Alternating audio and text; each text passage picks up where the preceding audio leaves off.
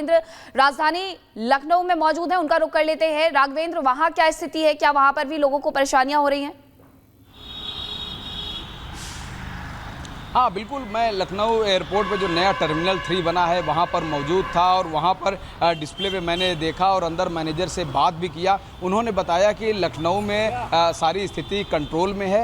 यहाँ पर किसी भी फ़्लाइट में कोई सर्वर के कारण कोई हिला हवाली नहीं है, यानी कि कोई भी फ़्लाइट डिले नहीं है। हाँ, ये ज़रूर दिक्कत हो रही है कि सर्वर डाउन हुआ है, किसी को ऑनलाइन बोर्डिंग पास क्लियर करना है, तो अगर यात्री टाइम पे पहुँचेंगे तभी जहाज़ निकलेगी। तो कहीं न कहीं यात्री समय पर नहीं पहुंच पा रहे हैं। अगर ऑनलाइन टिकटिंग की व्यवस्था है, क्योंकि वो अपना पास दिखाते हैं, बाद में बोर्डिंग क्लियर होता है, सब ऑनलाइन प्रोसेस होता है सॉफ्ट, तो ये जो सर्वर डाउन हुआ था उसके कारण इस तरह की दिक्कत हो रही है। लेकिन फिर भी फ़्लाइट बहुत ही राइट टाइम पे थी। मैंने देखा तो वहाँ पर से मैंने दिखाया कि दुबई की फ़्लाइट थी, शारजहाँ की फ़्लाइट थी, राइट टाइम पे थी, और भी जो घरेलू उड़ान थे वह भी राइट टाइम पर ही थे। तो लखनऊ में उतनी स्थिति ख़राब नहीं है जैसा कि हर जगह से आ रही है कि अमेरिका से लेकर तमाम जगहों पर बहुत ज़्यादा दिक्कतों का सामना लोगों को करना पड़ रहा है, यात्रियों को करना पड़ रहा है। लेकिन लखनऊ एयरपोर्ट पर स्थिति सब सामान्य है। ऐसा ट्वीट करके भी लखनऊ एयरपोर्ट प्रशासन ने भी किया है, सार्वजनिक किया है। ट्वीट भी मैंने बताया है पढ़ करके कि किस तरह से यहाँ पर सब स्थिति सामान्य है, और मौके पर भी जाकर जब देखा तो यहाँ पर स्थिति सब सामान्य दिखी। जी बिल्कुल राघवेंद्र, आप लगातार जिस तरीके से बता रहे हैं कि लखनऊ में स्थिति नियंत्रित है, लेकिन और जगहों पर देखा जा रहा है, खासतौर पर दिल्ली में असर पड़ा है, मध्य प्रदेश में भी हम देख पा रहे हैं, तो सीधे सीधे असर पड़ता हुआ दिखाई दे रहा है। सत्यविजय में हमारे साथ लगातार जुड़े हुए हैं। सत्यविजय, एमपी की अगर वहां पर बात करें तो जैसा आपने लोगों से भी बात की, कई लोग परेशान भी हैं, क्या बहुत ज्यादा असर पड़ता हुआ वहां पर दिखाई दे रहा है? फिलहाल सत्यविजय लौटेंगे, लेकिन अमेरिका की तस्वीरें इस वक्त हम आपको दिखा रहे हैं। एयरपोर्ट के भीतर भी किस तरीके की हलचल वहां पर मची हुई है वो भी आप देख सकते हैं। तमाम यात्री अपने सामान के साथ आपको यहां पर नजर आ रहे हैं, और इसी के साथ आपको बता दें, चाहे वो भारत की बात करें, ब्रिटेन की बात करें, अमेरिका की बात करें, सभी जगहों पर खास तौर पर ऐसी तस्वीरें निकलकर सामने आ रही हैं कि हवाई जहाज अपनी जगह पर खड़े हैं, उड़ान नहीं भर पा रहे हैं। माइक्रोसॉफ्ट का जो सर्वर है वो ठप है, अपडेट कोई नहीं है कि कब तक वो ठीक हो जाएगा, इसकी कोई जानकारी यहां पर नहीं मिल रही है। हालांकि जो प्रशासन है या IT मंत्रालय है वो लगातार कोशिशें कर रहा है इसको ठीक करने की। भारत से भी ऐसी जानकारी यहां पर मिल रही है। एयरपोर्ट पर जो यात्री हैं वो खास तौर पर परेशान हो रहे हैं, और ये अमेरिका के हवाई अड्डे की तस्वीरें हम आपको दिखा रहे हैं कि विमान यहां पर खड़े हुए हैं क्योंकि सेवाएं ठप हो चुकी हैं, विमान उड़ नहीं सकते हैं, माइक्रोसॉफ्ट के सर्वर में दिक्कत आई है, और ऐसे ही वहां पर भी तमाम यात्री जो हैं वो हैरान परेशान एयरपोर्ट के भीतर भी और बाहर भी नजर आ रहे हैं, क्योंकि अभी एयरपोर्ट की तरफ से भी कोई उनको ये टाइम का कमिटमेंट नहीं किया जा सकता कि आखिरकार कब आपकी जो फ्लाइट है वो रीशेड्यूल की जाएगी या फिर कितना और समय लगेगा, क्योंकि अभी तक इसकी जानकारी किसी को नहीं मिल पा रही है ठीक तरीके से।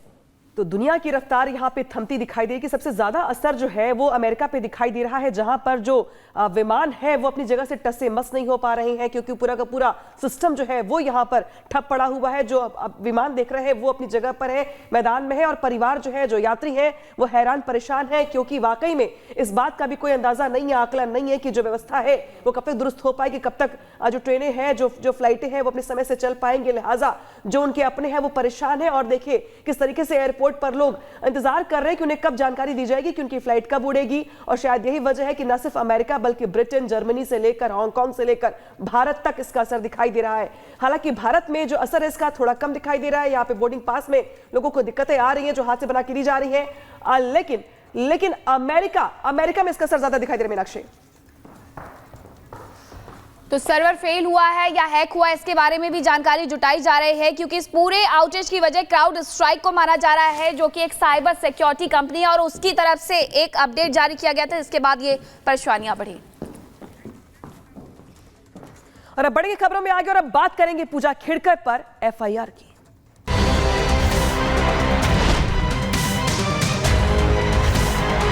कलेक्टर ऑफिस से आए, कलेक्टर नोटिस दिया है सर, वो ऑफिस की बात है, डिस्क्लोज नहीं कर सकते। और बड़ी खबर आ रही है, जब पूजा खेड़कर जो विवादित IAS है उन पर FIR दर्ज कर ली गई है। तमाम शिकायतें, तमाम अनियमितताएं, तमाम फर्जीवाड़े, तमाम घालमेल के बाद अब यहां पर UPSC की शिकायत पर दिल्ली क्राइम ब्रांच की ओर से FIR दर्ज कर ली गई है। यानी कि पूजा खेड़कर की मुश्किलें बढ़ती हुई बेतहाशा बढ़ती, क्योंकि अब FIR दर्ज कर ली गई है। जो आरोप है वो ये है, दरअसल के कागजों में जबरदस्त हेरफेर किया गया, जो उनका दिव्यांगता का सर्टिफिकेट था उसमें हेरफेर किया गया। अटेम्प्ट खत्म होने के बाद भी उनकी ओर से एड्रेस में तब्दीली कर माँ बाप के नाम में गड़बड़ी करके इसके बाद तमाम जो सर्टिफिकेट्स लगते हैं उसमें हेरफेर करने के साथ यहाँ पर आईएएस बनने का जो आरोप है पूजा खेड़कर पर, हालांकि जो शिकंजा है कसते कसते यहाँ तक पहुंच आया जब पूजा खेड़कर पर एफआईआर दर्ज कर ली गई है। यूपीएससी परीक्षा में फर्जीवाड़े का आरोप लगाया गया है और शायद यही वजह की कार्रवाई जो है दिखाई दे रही है। फर्जी पहचान पत्र के आधार पर यूपीएससी में सिलेक्ट होने का आरोप लगा है। तमाम जो यहाँ पे डॉक्यूमेंट्स उसमें हेरफेर करने का आरोप लगा है। यूपीएससी की जांच में सामने आया है कि ट्रेनी आईएएस अफसर ने जालसाजी कर अपने डॉक्यूमेंट्स बदले हैं और नियमों के मुताबिक तय अटेम्प्ट से ज्यादा बार यूपीएससी की परीक्षा दी है। हर बार यहाँ पे फॉर्जरी की गई है। इसके लिए पूजा खेड़कर ने अपना नाम, माता पिता का नाम, signature, email ID, photograph, mobile number और घर का पता तक बदला था। तो देखिए कहां कहां गड़बड़ी की गई है।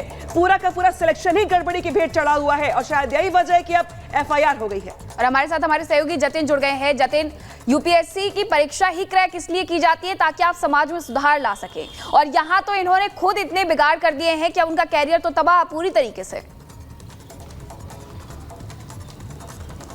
आज बिल्कुल मीनाक्षी, और सबसे कठिन परीक्षा में से एक है यूपीएससी की परीक्षा, और अब इसमें भी इस तरीके से धांधली होगी, लोग इस तरीके से इस्तेमाल करेंगे, तो कहीं ना कहीं एक मैसेज सेट करना जरूरी है। और यही कारण है कि यूपीएससी ने लिखित तौर पर जो शिकायत है वो दिल्ली पुलिस की क्राइम ब्रांच को दी है और क्राइम ब्रांच ने यूपीएससी की शिकायत के आधार पर एफआईआर दर्ज कर ली है। एफआईआर में पूजा केटकर के नाम का जिक्र है और किन किन सेक्शंस में एफआईआर दर्ज किए वो भी हम अपने दर्शकों को बता देते हैं। चीटिंग 420 जो बीएससी है उसके तहत जो मुकदमा जो है वो दर्ज किया गया है। साथ ही इसके अलावा आईटी एक्ट की जो धाराएं हैं वो इस एफआईआर के अंदर जोड़ी गई है। डिसेबिलिटी एक्ट जो होता है वो भी इस एफआईआर के अंदर जोड़ा गया है। दरअसल यूपीएससी ने अपनी शिकायत में बताया कि कैंडिडेट को जितने अटेम्प्ट दिए जाते हैं उससे ज्यादा अटेम्प्ट पूजा खेटकर ने लिए और उसको अटेम्प्ट करने के लिए पूजा खेटकर ने कई फर्जी दस्तावेज जो है वो सबमिट किए। कई अलग अलग अटेम्प्ट देने के चलते उन्होंने अपने माता पिता की जानकारी अलग अलग जगहों पर अलग अलग दी। साथ ही कई जगहों पर जो हस्ताक्षर है वो भी अलग तरीके से किए गए हैं। ये तमाम इंक्वायरी यूपीएससी ने सबसे पहले खुद शुरू की थी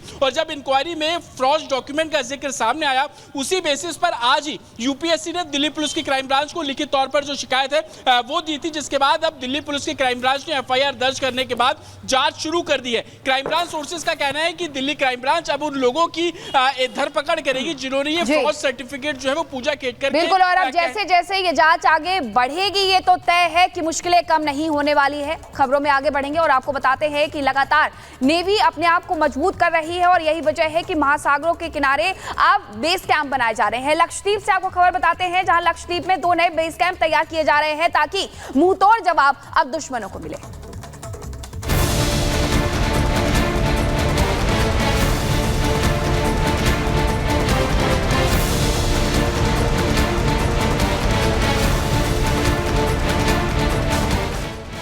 अरब सागर में ताकत बढ़ाएगा भारत,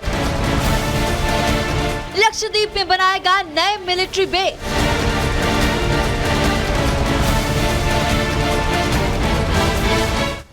चीन पाकिस्तान के काउंटर की तैयारी, एयरफोर्स के साथ नेवी की होगी तैनाती।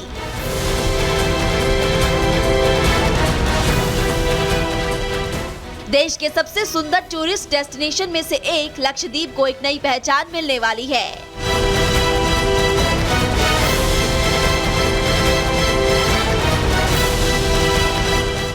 अब तक सैलानियों को अपने खूबसूरत समुद्र तटों से लुभाने वाले लक्षद्वीप के छोटे छोटे टापुओं ने भारतीय सेना को भी आकर्षित कर लिया है।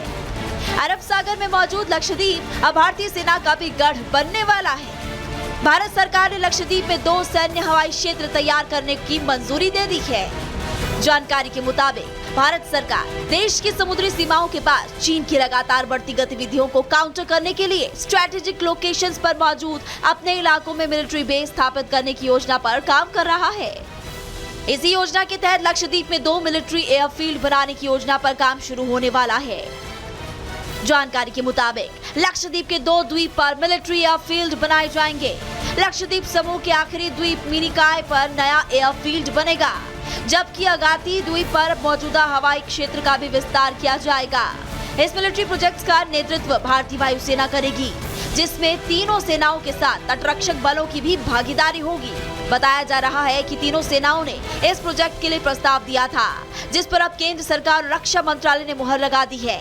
माना जा रहा है कि इन एयरफील्ड पर सैन्य विमानों के साथ ड्रोन और मिसाइल्स की भी तैनाती हो सकती है।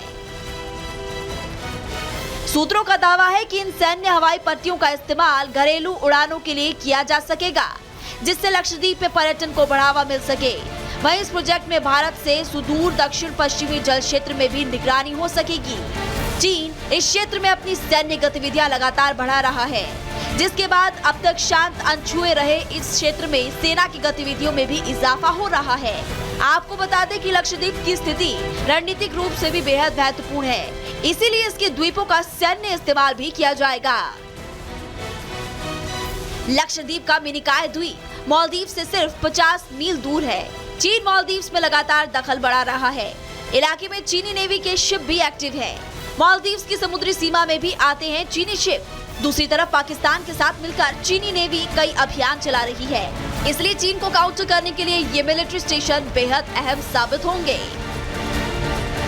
चीन के प्रभाव में आकर मालदीव्स लगातार भारत से दूरी बना रहा है, जबकि भारत विरोधी शक्तियों के साथ लगातार दोस्ती बढ़ा रहा है।